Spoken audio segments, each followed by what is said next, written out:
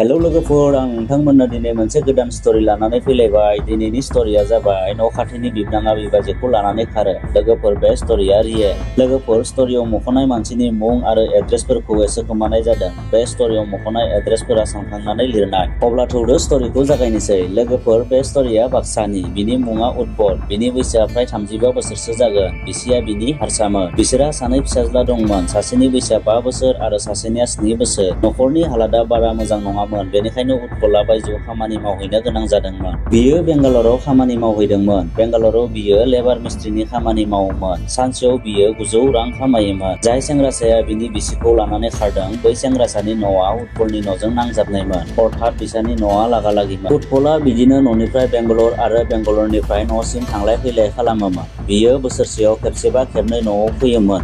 बिदिनो बियो बेंगालराव प्राय 3 बोसोरसो खामानि मावो। दा उत्पला बेंगालराव खामानि मावनो थांनो गारबायमोन। बियो दा न'आवनो थानानै गंसे अट' रिक्सा लानानै गावनि जिउखौ खुंनो हमो। बिनि जिउआ जोबोर आलो-गोजोनै सुख सान्थियै थांगासिनो दंमोन। नाथाय बिनि जिउआव मोनसे गिदिर बारहुंखा फैयो जेब्ला बिसानि न' खाथिनि सेंग्रासाया खामानि मावनानै न'आव थाफैनो हमो। बै सेंग्रासायाबो बेंगालरावनो खामानि मावोमोन। नाथाय उत्पला जाय जायगायाव खामानि मावोमोन, बै जायगायाव बियो खामानि मावामोन। बियो बेंगालरनि गुबुन मोनसे जायगायाव खामानि मावोमोन। उत्पल आरो बै सेंग्रानि गेजेराव जेबो थैनि सोमोन्दो गैलायामोन। नाथाय उत्पला बैसोआव गिदिरमोन नालाय बै सेंग्राया बिखौ बिदा लिङोमोन। बै सेंग्रासाया न'आव थाफैनाया दान मोनथामसो जाफैबायमोन। उत्पल आरो बिसानि न'आ खाथि खाथिमोन नालाय बियो उत्पल लाहानियाव थांलाय फैलाय खालामबाय थायोमोन। बबा बियो उत्पलजों रायज्लायोमोन, बबा बिबाजैजों। बिदिनो बियो बिसानियाव थांलाय फैलाय खालामबाय थायोमोन। उत्पला न'आव बारा सम थानो समाय मोनामोन। मानोना बियो गावनि नखरनि आंखालखौ सुफुंनो थाखाय अट' रिक्सा सालायोमोन। बिनि न'आव खामायग्रा बिल'मोन। बिनि अनगा आरो रावबो गैयामोन। बियो फुंनि 6 बाजियावनो गारिखौ दिहुनना ओंखारलाङो आरो सानजौफु समाव ओंखाम जानो थाखाय न'आव फैयोमोन आरो 1 घन्टासो रेस्ट लाना आरो थांफिनोमोन। बियो मोना 6-7 बाजिब्लासो न'आव फैयोमोन। सेंग्रासाया बिसानि न'आव थाङै थाङै बिबाजैजों गोमोन जाबायमोन। बियो बिबाजैजों फाल्थु खोथा रायज्लायहोलांग्रा जाबायमोन। बबा बिबाजैखौ मोदोम बुज्राबो, एदावलायनानै मिनिलायो। बेबायदिनो बिसोरो सानफ्रोमबो खालामग्रा जाबायमोन। उत्पला गेजेर गेजेर सानजौफुआव ओंखाम जानो फैब्ला बिसोर सानैखौ बिदि एदावलायबाय थानाय, मिनिलायबाय थानाय, खोथा रायज्लायबाय थानाय नुफैयोमोन।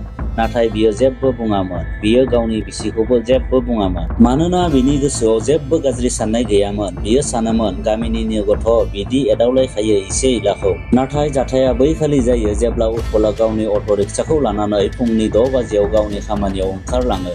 उत्पला खामानियाव ओंखारलांनायनि उनाव बिनि बिसिया गावनि गथ' सानैखौ जाहोखां-लोंखां स्कुलाव दैथायहरो। बिनि उनाव उत्पला सानजौफुआव ओंखाम जानो फैफिनो। ओंखाम जाखांनानै 1 घन्टा रेस्ट लानानै बियो गावनि खामानियाव थांफिनो। उत्पला खामानियाव थांखांनायनि उनाव उत्पलनि बिसिया गावसोर थानाय रुमखौ सिबस्रांनो हमो। सिबबाय थानाय समावनो बै सेंग्राया बिसोर थानाय रुमाव हाबफैयो। हाबफैनानै बियो बिबाजैजों एदावलायो, मिनिलायो, माबा-माबि खोथा रायज्लायो। बिनि उनाव बिसोर सानैबो बै सानखालि गिबि खेब गाज्रि सोमोन्दो जालायो, आथोन गोरोबलायो।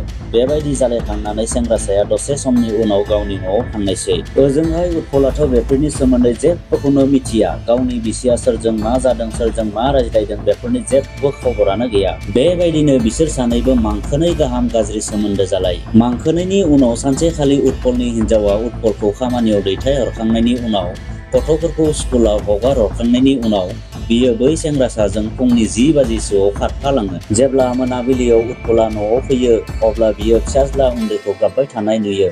फिसाज्लाखौ गाबबाय थानाय नुनानै बियो सोङो, "बाबा, मा जादों?" फिसाज्लाया बिखौ बुङो, "बाबा, आइया बहा थांदों? माब्ला फैगोन? जों स्कुलनिफ्राय जेब्ला न'आव फैयो अब्लानिफ्रायनो आइखौ नुवाखै।" फिसाज्लाया बिदि बुंनायाव उत्पला गोमोहाबो, गाबख्रु-थुख्रु जायो। बियो हाखु-दाखु हिनजावनि बिमा-बिफानि नखराव फन खालामो। फन खालामनानै बियो बिखुनजोखौ सोंहरो, "जोंहा सासेया आलासि जानो थांदों नामा?" होननानै। बिखुनजोआ बुंहरो, "फैयाखै दख' होननानै।" बिनि उनाव बियो हिनजावखौ नागिरै सप्तानैयानो जालांबायमोन। फिसाज्ला उन्दैया बिमाखौ नागिरनानै सानफ्रोमबो गाबोमोन।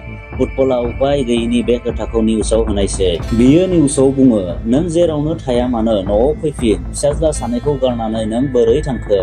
नों फैफिन, नोंखौ आं गनायनानै लाफिनगोन।" ओजोंहाय बिसोर सानैबो खारखोमालांनाया 6 मांखोसोआनो जाबायमोन। 6 मांखोसोनि उनाव बिसोर सानैया न'सिम गिदिंना फैफिनो। फैफिननाय लोगो लोगोनो उत्पला गामिनि मानसिफोरखौ मिटिं जनो थाखाय खावलायो। मिटिंआव गामिनि गासै गेदेर गोलाव मानसिफोरानो जमा जाजोबदोंमोन।